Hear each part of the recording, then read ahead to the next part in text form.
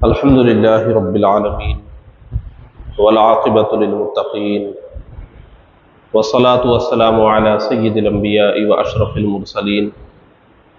وعلی آلہ الطیبین الطاہرین واصحابہ الاکرمین ومن تبعہم بإحسان الی یوم الدین اما بعد فاعوذ باللہ من الشیطان الرجیم بسم اللہ الرحمن الرحیم لقد جاءكم رسول من أنفسكم عزيز عليه ما عنتم حريص عليكم بالمؤمنين رؤوف رحيم صدق الله العظيم قال الله تبارك وتعالى في شان حبيبه تعظيما وتكريما إن الله وملائكته يصلون على النبي يا أيها الذين آمنوا صلوا عليه وسلموا تسليما اللهم صل على سيدنا شفيعنا ونبينا وحبيبنا ومولانا محمد وبارك وسلم صلاة وسلاما عليك يا رسول الله صلى الله تعالى عليه وآله وسلم۔ معزز حاضرین کرام، سب سے پہلے اللہ تبارک و تعالیٰ کا شکر ادا کرتے ہیں کہ آج کے اس مقدس دن میں اس مقدس مقام پر حاضر ہونے کی توفیق ملی۔ دعا ہے کہ مولا تعالی ہماری عبادتوں کی کوتاہیوں کو معاف فرماتے ہوئے انہیں قبول فرمائے، ہم سب کے گناہوں کو معاف فرمائے اور ہم سب کو ایمان کی زندگی اور ایمان کی موت نصیب فرمائے، روز قیامت حضور پاک صلی اللہ علیہ وآلہ وسلم کی شفاعت نصیب فرمائے۔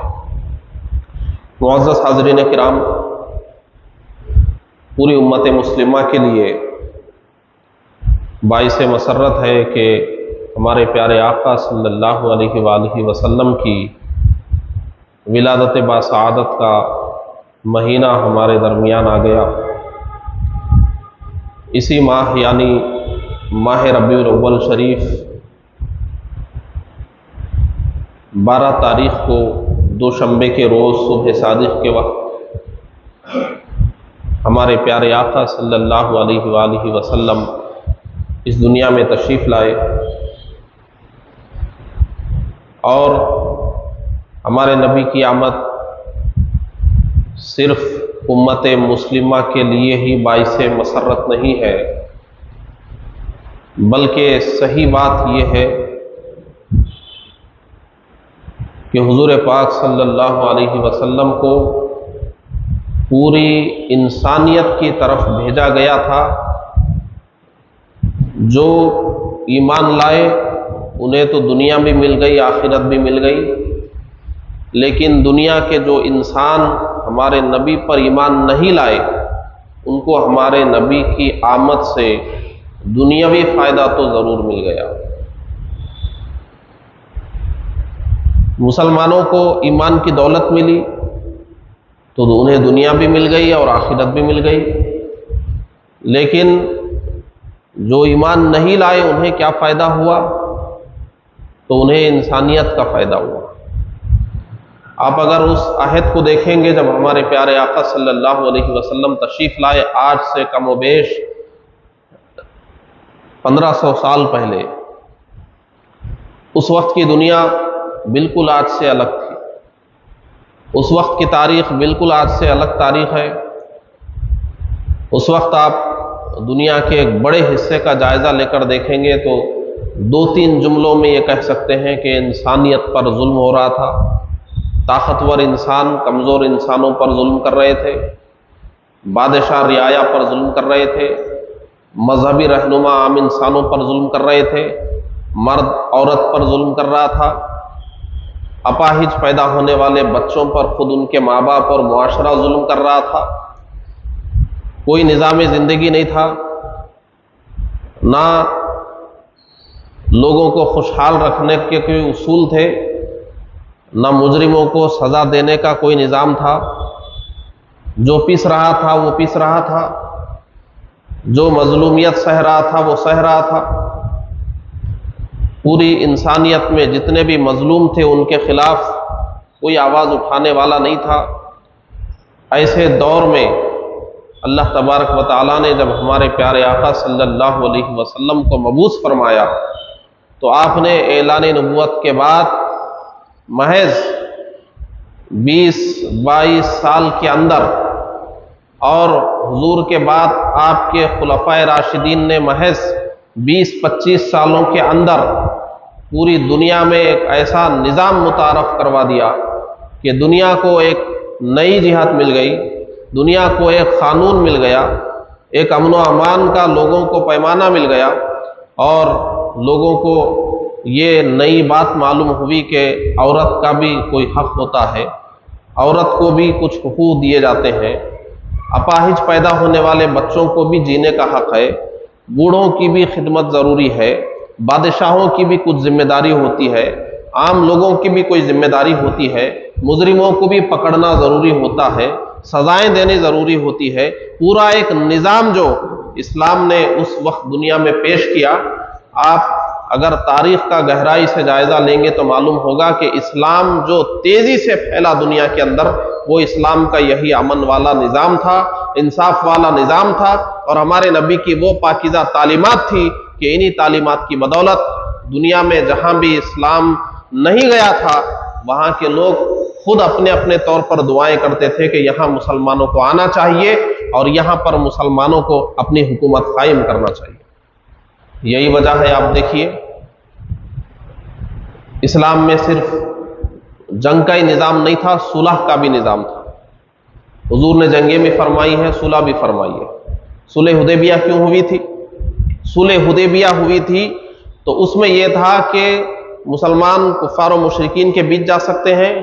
کفار و مشرکین امن و امان کے ساتھ مسلمانوں کے بیچ جا سکتے ہیں، یعنی مسلمان اور کفار و مشرکین جو امن و امان کے ساتھ آپس میں رہ سکتے ہیں۔ اس سے یہی ہوتا تھا کہ مسلمانوں کے کردار کو دیکھنے کا موقع کفار و مشرکین کو مل جاتا تھا، تبلیغ اسلام ہو جاتی تھی۔ اسی لیے آپ دیکھیے صلح حدیبیہ سے لے کر فتح مکہ تک بہت تیزی سے اسلام پھیلا۔ پھر فتح مکہ کے بعد تو غلبہ ہی ہو گیا مسلمانوں کا، تو پھر سارے وفود آنے لگے، لیکن جو اسلام پھیلنے میں تیزی آئی وہ صلح حدیبیہ کے بعد آئی۔ صلح حدیبیہ سے فتح مکہ تک کی تاریخ پڑھیں گے، جب مسلمانوں کو امن و امان کے ساتھ کفار و مشرکین میں رہنے کا موقع مل گیا، ان کی بستیوں میں جانے کا موقع مل گیا، ان سے بات کرنے، ان کے ساتھ بیٹھنے کا موقع مل گیا، تو پھر اسلام پھیلتا چلا گیا۔ اور یہی روش خلفائے راشدین کے دور میں بھی تھی۔ انہوں نے جن علاقوں میں جنگیں کی،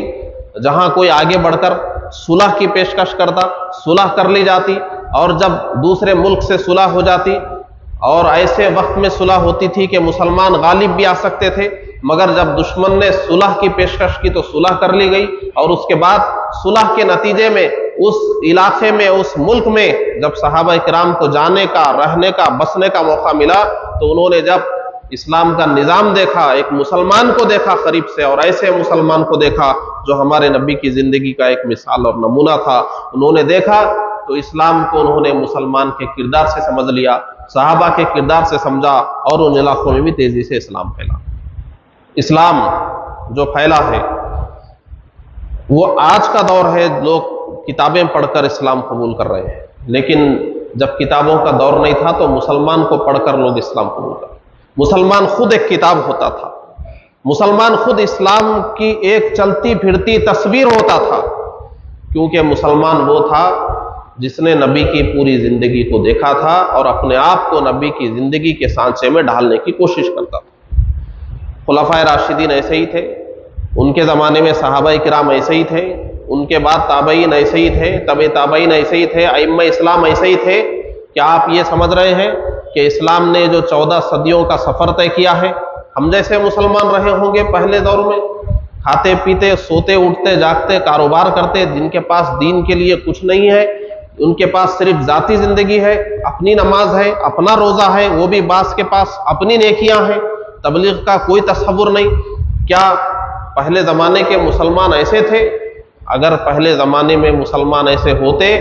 تو آج دنیا میں اتنے بڑے خطے پر اسلام پھیلا ہوا نہیں ہوتا، اور 1500 سال کا سفر اسلام نے نہیں طے کیا ہوتا۔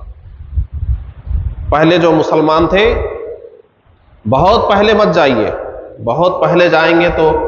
آپ لوگ کہیں گے کہ صحابہ کی طرح ہم نہیں بن سکتے، تابعین کی طرح ہم کیسے بن سکتے ہیں، تبع تابعین کی طرح کیسے بن سکتے ہیں، ان کا دور تو بہت مبارک دور تھا، وہ دور الگ تھا، وہ تقاضے الگ تھے. جانے دیجئے، صحابہ کے دور کی ہم بات نہیں کرتے، تابعین کے دور کی بھی نہیں، طب تابعین کے دور کی بھی نہیں، ائمہ کے دور کی بھی نہیں، ان کے بعد کے دور کی بھی نہیں. آج سے صرف 100-150 سال پہلے کے دور میں آپ چلے جائیے، 1857 سے پہلے کے دور میں آپ چلے جائیے. اس وقت مسلمانوں کا حضور کی زندگی سے، سیرت طیبہ سے کیا لگاؤ تھا، حضور کی زندگی پڑھنے کا کیا ماحول تھا، حضور کی زندگی سننے کا کیا ماحول تھا، اور اپنے آپ کو حضور کی زندگی میں ڈالنے کا کیا ماحول تھا. ابھی دیکھیے آپ، ربیع الاول شریف آ گیا ہے، اب معلوم ہی نہیں ہوتا کہ ربیع الاول شریف آ گیا ہے. کوئی سرگرمی کسی مسلمان کی نبی کی زندگی جاننے کی نہیں ہے، نبی کی زندگی کو عام کرنے کا کوئی نظام نہیں ہے. ایک عام مسلمان ربیع الاول سے پہلے جیسے جی رہا تھا اب بھی ویسے ہی جی رہا ہے، ربیع الاول سے پہلے جو کر رہا تھا اب بھی وہی کر رہا ہے. ربیع الاول گزر جاتا ہے، ایک آدھ جلسہ مسلمان سنتا ہے تو سن لیتا ہے، بہت سارے مسلمان اس سے بھی محروم ہو جاتے ہیں. یہ 1857 سے پہلے یہ دور نہیں تھا. جو پڑھنا جانتے ہیں اس عہد کی تاریخ نکال کر پڑھیے. ایک عام مسلمان بھی آج سے 150-200 سال پہلے اس ماہ ربیع الاول شریف کو کس طرح گزارتا تھا. آپ اگر اس وقت کی تاریخ پڑھیں گے، گھر گھر ربیع الاول کے مہینے میں کوئی گھر ایسا نہیں ہوتا تھا جس میں کوئی مولود شریف کی محفل نہیں ہوتی تھی. گھر کے لوگ، پڑوس کے لوگ، خاندان کے لوگ، خاص خاص دوست احباب ایک مسلمان اپنے گھر میں جمع کرتا تھا. کسی اردو خاں کا وقت لے لیا جاتا تھا، وہ نبی کی سیرت کی کوئی کتاب جو اس زمانے میں مولود نامے کے عنوان سے ہوتی تھی، نور نامے کے عنوان سے ہوتی تھی، معراج نامے کے عنوان سے ہوتی تھی، وفات نامے کے عنوان سے ہوتی تھی. اس طرح ایک سلسلہ تھا کتابوں کا. کوئی ایک اردو پڑھنے والے کی خدمات حاصل کر کے ایک مسلمان اپنے گھر میں اپنے پڑوسیوں کو، اپنے رشتہ داروں کو، اپنے دوستوں کو جمع کر کے پہلے حضور پاک صلی اللہ علیہ وسلم پر کچھ درود شریف پڑھ کر درود و سلام بھیج دیا جاتا تھا. پھر کوئی کتاب پڑھنے والا یہ سیرت کی یہ کتابیں پڑھتا تھا اور سننے والے شوق سے سنتے تھے. اور اس طریقے سے گھر گھر میں حضور پاک صلی اللہ علیہ وسلم کی مبارک زندگی کو پڑھنے اور سننے کا ایک طریقہ تھا. شاید ہی کچھ گھر رہے ہوں گے، وہ بھی ایسے گھر جن کا گھر تنگ ہے، جو جمع نہیں کر سکتے تھے اپنے گھر میں، یا ان کے پاس انتظامات نہیں تھے. ایسے ہی مسلمان ایسی محفلیں منعقد نہیں کر سکتے تھے، لیکن وہ بھی دوسرے گھروں میں برابر سرگرم حصہ لیتے تھے. اس کے نتیجے میں ہوتا یہ تھا کہ ایک مسلمان کو خاص طور پر حضور کی ولادت باسعادت کے واقعات ضرور معلوم ہوتے تھے. حضور کی ولادت کے وقت دنیا کے حالات کیا تھے، حضور کی ولادت کے وقت دنیا میں کیا عجیب غریب چیزیں پیش آ گئی، حضور کی ولادت کس طریقے سے ہوئی، حضور کے بچپن میں کیا واقعات تھے، حضور جوانی میں کیا کارنامے حضور نے انجام دیے، اعلان نبوت کا واقعہ کس طرح ہوا، مکی زندگی کے بڑے بڑے واقعات کیا ہیں، مدنی زندگی کے بڑے بڑے واقعات کیا ہیں، ہمارے نبی کا حلیہ کیا تھا، ہمارے نبی کے آل اولاد کون ہے، ہمارے نبی کے آبا و اجداد نسب نامہ کیا ہے، ہمارے نبی کے زمانے میں جو اس وقت جو نظام چل رہا تھا وہ کیا تھا. یہ ساری چیزیں ایسی عام تھی کہ گھر گھر اس بیان پر مشتمل کتابیں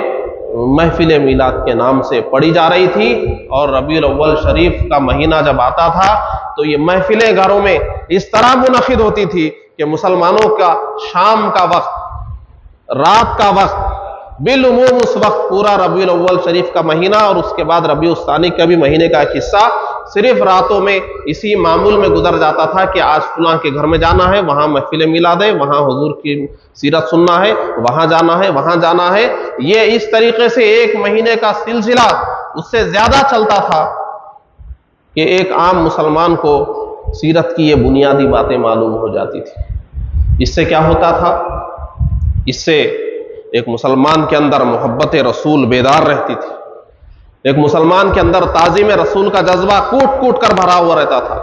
ایک مسلمان کے اندر اسلام کے لیے قربانی دینے کا جذبہ پیدا ہوتا تھا، ایک مسلمان کے اندر اسلام کے لیے ایک عجیب تڑپ پیدا ہوتی تھی، ایک مسلمان کو گناہوں سے بچنے کے لیے مدد ملتی تھی، ایک پاکیزگی کی طرف مسلمان جاتا تھا۔ یہ اس زمانے کا حال تھا۔ آج آپ دیکھیے ربیع الاول شریف شروع بھی ہو گیا ہے، کہاں محفلیں ہو رہی ہیں، کہاں میلاد نامہ پڑھا جا رہا ہے، کہاں نور نامہ پڑھا جا رہا ہے، کہاں معراج نامہ پڑھا جا رہا ہے، کہاں حلیہ مبارک پڑھا جا رہا ہے، کہاں قصیدہ بردہ شریف پڑھا جا رہا ہے، کہاں قصیدہ مزریہ پڑھا جا رہا ہے، کہاں قصیدہ محمدیہ پڑھا جا رہا ہے، کہاں درود شریف کے دستر لگ رہے ہیں۔ آپ خود جائزہ لے کر دیکھیے کہ مسلمان اسلاف سے کتنا کٹ کر رہ گیا ہے، نبی کی زندگی سے کتنی دور ہو کر رہ گیا ہے آج کا مسلمان۔ یہ جو میں تاریخ بتا رہا ہوں یہ صحابہ کے زمانے کی نہیں ہے، تابعین کے زمانے کی نہیں ہے، تبع تابعین یا ائمہ کے زمانے کی نہیں ہے، 400-500 سال پرانی میں نہیں بتا رہا ہوں، وہ تو ادھر تو چل ہی رہا تھا، 150-200 سال پہلے کی آپ کو میں تاریخ بتا رہا ہوں۔ ہمارے باپ دادا میں سے جو تیسرے چوتھے نمبر کے دادا گزرے ہوں گے ان کا دور ایسا ہی رہا ہوگا، بلکہ ان کا دور تو چھوڑ دیجئے، ابھی جو ہمارے پاس بزرگ حضرات موجود ہیں انہی سے پوچھ لیجئے کہ ان کا بچپن کیسا گزرا، ربیع الاول شریف میں ان کی جوانی کیسی گزری، ان کے زمانے میں کس طرح گھروں میں جمع ہوتے تھے اور حضور کی سیرت پڑھی جاتی تھی، حضور کی زندگی کو پڑھا جاتا تھا، کس طرح درود شریف کے دستر ہوتے تھے، اور ایک ماہ ربیع الاول کس طرح ایک مسلمان گزرتا تھا۔ معزز حاضرین اکرام، یہ سب کیوں بند ہوا؟ کیا اچانک بند ہو گیا؟ نہیں، یہ پوری دنیا کا رواج تھا 100-150 سال پہلے تک، یہ یوں ہی اچانک نہیں بند ہوا، بلکہ جمعہ کے موقع پر بہت لمبی بات کرنے کا موقع نہیں ہوتا ہے، مختصراً عرض کر دیتا ہوں۔ سلطنت عثمانیہ بھی جب تک تھی مسلمانوں کا ایک رعب تھا اور روئے زمین کے ایک بڑے خطے پر مسلمانوں کی حکومت تھی۔ جب انگریزوں نے مسلمانوں سے تخت و تاج چھیننے کے لیے منصوبے بنائے، مسلمانوں کو ذلیل و رسوا کرنے کے لیے منصوبے بنائے، بڑی تعداد میں یہودیوں کو انہوں نے ترکی سلطنت کے مختلف علاقوں میں بسا دیا تھا، اور اس کے بعد یہودیوں نے بہت گہرائی سے پورے عالم اسلام کا، پورے مسلمانوں کا جائزہ لے کر انہوں نے یہ طے کیا تھا کہ مسلمان اگر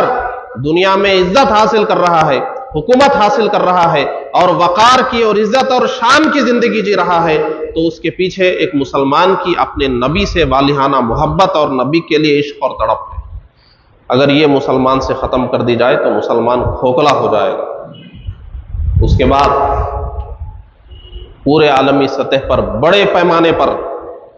دشمنان اسلام نے، یہود و نصارہ نے، انگریزوں نے بڑے پیمانے پر یہ کام شروع کیا کہ ایک مسلمان کو نبی کی ذات سے دور کیسے کرنا ہے، محبت رسول سے دور کیسے کرنا ہے، عشق رسول سے دور کیسے کرنا ہے، اور اس کے لیے طریقہ بھی ایسا ہی ہونا چاہیے جو ایک مسلمان کے لیے قابل قبول ہو۔ بہت تفصیل کا موقع نہیں ہے، مختصراً اگر عرض کریں تو آپ دیکھیے، سب سے پہلے انگریزوں میں یہود و نصارہ کی ایک جماعت کو پیدا کیا گیا۔ پوری دنیا کے مسلمان سیرت پڑھ رہے تھے، محفل میلاد ہر گھر میں ہوتی تھی، نبی کی سیرت کی کتابیں پڑھی جا رہی تھی، نور نامہ پڑھا جا رہا تھا، معراج نامہ پڑھا جا رہا تھا، حضور کی زندگی کے الگ الگ حصے پڑھے جا رہے تھے، حضور کی سیرت پڑھی جا رہی تھی۔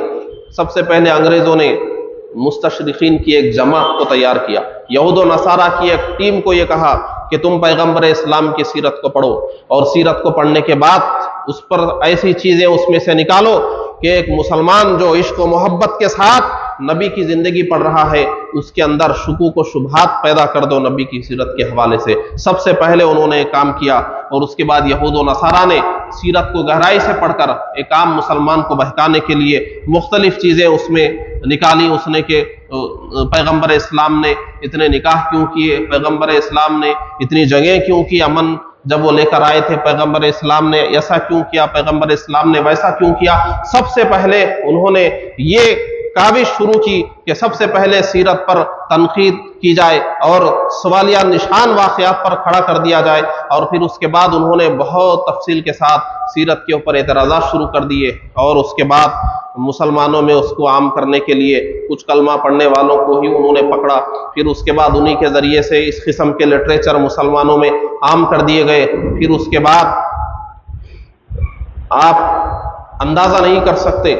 آپ سوچ نہیں سکتے کہ کتنی ہوشیاری کے ساتھ دشمنان اسلام نے مسلمانوں میں جو کچے ایمان کے تھے، مسلمانوں میں جو کمزور ایمان کے تھے، چاہے کسی کو خریدا گیا ہو، چاہے کسی کو ورغلایا گیا ہو، انہوں نے ایسی ابحاث ان کے درمیان چھیڑ دی۔ جب تک یہ مستشرقین اعتراض کر رہے تھے، ایک مسلمان کان نہیں دھر رہا تھا، یہ تو ہے ہی یہودی، اس کے اعتراض کا ہم کیوں لحاظ کریں؟ یہ تو ہے ہی نصرانی، اس کے اعتراض کا ہم کیوں لحاظ کریں؟ یہ تو فلاں مذہب والا ہے، یہ نبی کی سیرت پر اعتراض کرتا ہے، تو ہم کیوں اس پر کان دھریں؟ جب اس طریقے سے انہوں نے منصوبہ بنایا اور دیکھا کہ منصوبہ پوری طریقے سے کامیاب نہیں ہو رہا ہے، یہود و نصارہ کے اعتراضات کو مسلمان بہت زیادہ دھیان نہیں دے رہا ہے، تو اس کے بعد کلمہ پڑھنے والے ہی ایک طبقے کو پکڑا گیا اور پھر انہی سے خدمات لی گئیں، اور انہوں نے پھر مسلمانوں کو سمجھایا کہ اتنا رسول مت کرو، اتنا نبی مت کرو، اتنا محبت رسول اور عشق رسول اور تعظیم رسول کا جذبہ مت پالو، تم خدا کے بندے ہو، تم اللہ زیادہ بولو، تم خوف خدا کی بات زیادہ کرو، تم اللہ کی عبادت کی بات زیادہ کرو۔ یعنی ایک ایسے رنگین اور ایسے مزین انداز میں ایک مسلمان کو نبی سے پھیرنے کے لیے اللہ کی ذات کا نام لیا گیا، توحید کا نام لیا گیا، عبادت کا نام لیا گیا، اور اس کے بعد جو بھی یہ میلاد کی کتابیں، جو نور نامے، میلاد نامے، معراج نامے، وفات نامے اور جتنے بھی گھر گھر مسلمانوں کے پڑھے جا رہے تھے، ان کے اوپر ایک ساتھ حملہ کر کے یہ لٹریچر لکھ دیا گیا کہ اس میں ضعیف روایتیں ہیں، اس میں موضوع روایتیں ہیں، اس میں من گھڑت واقعات ہیں۔ یہ سب جاہل لوگ، جس کو بھی اردو پڑھنا آ رہا ہے، کتاب لے کر پڑھنا شروع کر دیتا ہے۔ اس کے بعد اس طریقے سے حملہ کیا گیا کہ پھر مسلمانوں کے دلوں میں شکوک و شبہات پیدا کیے گئے۔ ہمارے بزرگان دین نے اس وقت یہ کام کیا کہ سنو، اگر بعض کتابیں ایسی رائج بھی ہو گئی ہیں تو لو، یہ صحیح کتابیں صحیح روایات پر ہیں، ان کو پڑھو، تو پھر ان کو بھی پڑھا جانے لگا۔ لیکن دشمنان اسلام ایک مسلمان کو خود کلمہ پڑھنے والوں کی زبانی ورغلانے میں، بہکانے میں کامیاب ہو گئے، اور پھر اس میں ان کی بہت ساری سازشیں تھیں، اور اس تفصیل میں جانے کا موقع نہیں ہے۔ آپ پوری اسلامی تاریخ کا جائزہ لے کر دیکھیے، اگر آج سے 150-200 سال پہلے مسلمان، اگر امت مسلمہ زوال پذیر ہوئی ہے تو اس کی وجہ صرف یہ ہے کہ امت مسلمہ میں ایک بڑے طبقے کو محبت رسول سے محروم کر دیا گیا، عظمت رسول سے محروم کر دیا گیا، سیرت نبی سے کاٹ کر اس کو رکھ دیا گیا، نبی کے معجزات سے اس کو دور کر دیا گیا، نبی کے مقامات تسلیم کرنے سے کلمہ پڑھنے والا ہی انکار کرنے لگ گیا۔ اب کلمہ پڑھنے والے کوئی دلیل دینے کی ضرورت پڑنے لگی کہ حضور نے اللہ کو دیکھا ہے یا نہیں دیکھا ہے، کلمہ پڑھنے والا سوال کرنے لگا کہ حضور نے دیکھا نہیں دیکھا۔ کلمہ پڑھنے والے کو دلیل دینے کی ضرورت پڑنے لگ گئی کہ حضور کو علم غیب تھا، کلمہ پڑھنے والے کو ہی دلیل دینے کی ضرورت پڑ گئی کہ حضور کو اختیارات بھی تھے، کلمہ پڑھنے والے کو ہی دلیل دینی پڑ گئی کہ حضور کے والدین مومن اور مسلمان تھے، کلمہ پڑھنے والے کو ہی یہ دلیل دینی پڑ گئی کہ نبوت سے پہلے بھی حضور کا دامن گناہوں سے پاک تھا۔ ایک کلمہ پڑھنے والے کو خود اس کے نبی کے مقامات منوانے کے لیے قرآن و حدیث سے دلائل دینے پڑے۔ یہ حالت کفار و مشرکین نے، یہود و نصارہ نے، دشمنان اسلام نے امت مسلمہ کے مسلمانوں کی کر کے چھوڑی۔ وہ تو کچھ ایسے مجددین پیدا ہو گئے، کچھ ایسے بزرگان دین پیدا ہو گئے جنہوں نے نبی کی ذات پر اس طریقے سے قلم اٹھایا۔ آپ دیکھیے پچھلی صدی میں جا کر 100 سال پہلے جو دنیا میں بڑے بڑے علماء گزرے ہیں، چاہے آپ کسی کا بھی نام لے لیجئے، عالم عرب سے، چاہے امام نبہانی کا نام لے لیجئے، آپ ملک عرب میں چاہے اس وقت کے جتنے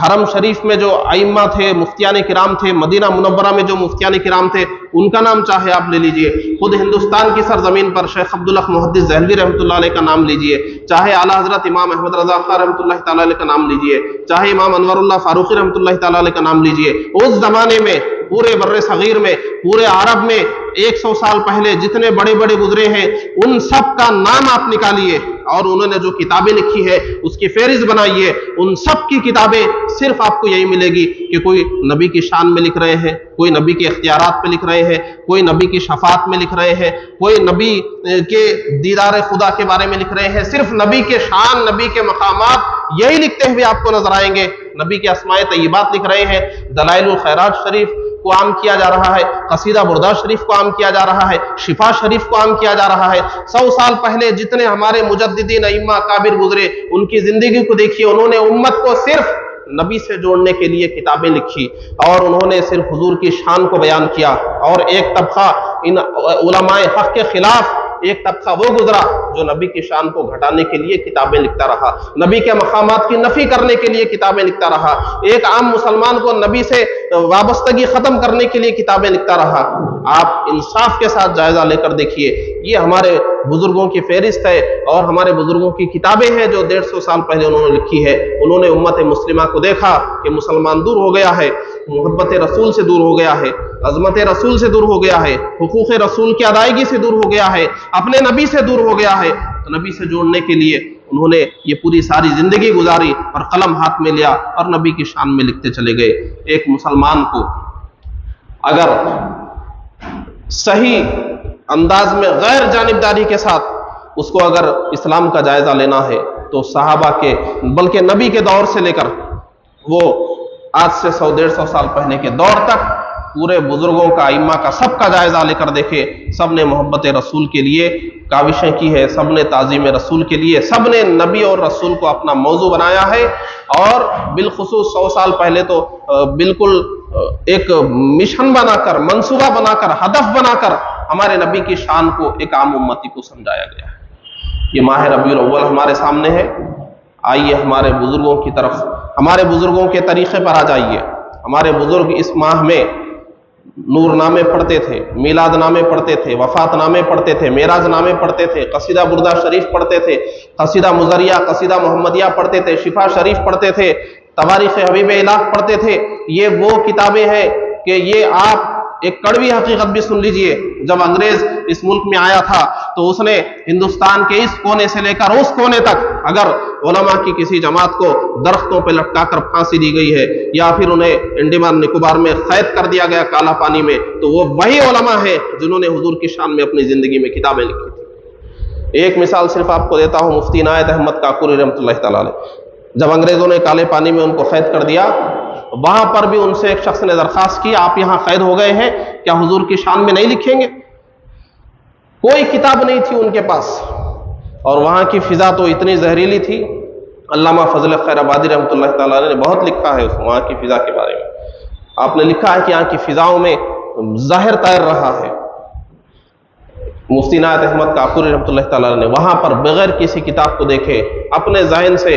तवारीख हबीब इलाह सीरत की एक किताब ऐसी तहरीर फरमा दी कि उसके बाद पूरे हिंदुस्तान में उसको मकबूलियत मिली और मीलाद की महफिलों में उसको पढ़ा जाने लगा। और अंग्रेजों के कैद खाने में बैठकर भी उन्होंने शान रसूल को लिखना नहीं छोड़ा। वो मिशन समझते थे कि मुसलमानों के दिलों से मोहब्बत रसूल, ताज़ीम रसूल निकालने के लिए ही ये अंग्रेजों का मिशन है। उन्होंने उनके कैद खानों में भी बैठकर ये किताबें लिखी और दुनिया में आम की है। उनकी जिंदगी देखिए। और किफायतुल्लाह काफी अलैहि रहमतुर रिज़वान, जब उनको फांसी की सजा दी जा रही थी, आखिर में उनसे पूछा गया आप क्या कहेंगे, तो उन्होंने यही कहा था कि कोई गुल बाकी रहेगा ना चमन रह जाएगा, बस रसूलुल्लाह का दीन हसन रह जाएगा। और उसके बाद पूरा एक कलाम उन्होंने कहा था। ये हमारे बुजुर्गों की तारीख देखिए मुसलमानों, इन्होंने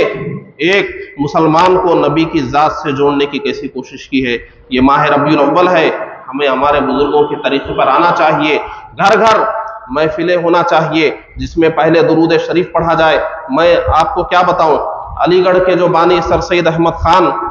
उन्होंने तक अपनी किताबों में लिखा है कि हिंदुस्तान में माह रबीउल अव्वल आते ही 1.25 लाख बीज खजूर की गुठलियां जमा की जाती है और सब जमा होकर महफिल मिलाद में 1.25 लाख दुरूद शरीफ पढ़ते हैं। उसके बाद मौलूदनामा पढ़ते हैं। हम भी बचपन से पढ़ते आ रहे हैं, अब तक पढ़े हैं। ऐसे ऐसे लोगों ने इसका एतराफ किया है। ये हमारा मुल्क था इश्क़ रसूल से मामूर। हमें पुराने अहद की तरफ आ जाना चाहिए हमारे बुजुर्गों के तरीके पर। हमारे घरों में रबीउल अव्वल के महीने में हमारे घरों में अगर یہ درود شریف کی مجلس ہوگی، اس کے بعد حضور کی شان میں کوئی کتاب سیرت کی ہم پڑھیں گے،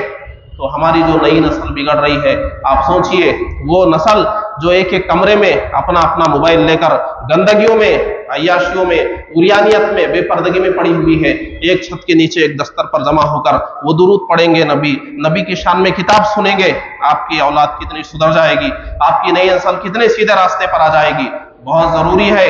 ہم کو، ہماری جو نسل ہے، آج دشمنان اسلام نے ان کے اندر سے محبت رسول کو چھین لیا ہے، تعظیم رسول کو چھین لیا ہے، ان کے اندر سے عشق رسول کو چھین لیا ہے، یہ سب واپس ہمیں اپنی نسل کو دینا ہے، تو یہ سارے کام کرنا ہے۔ اور اس ماہ میں ہمیں صرف ایک دن جلوس میں جمع ہو کر یا ایک دن مسجد میں جلسے میں بیٹھ کر مطمئن نہیں ہونا ہے۔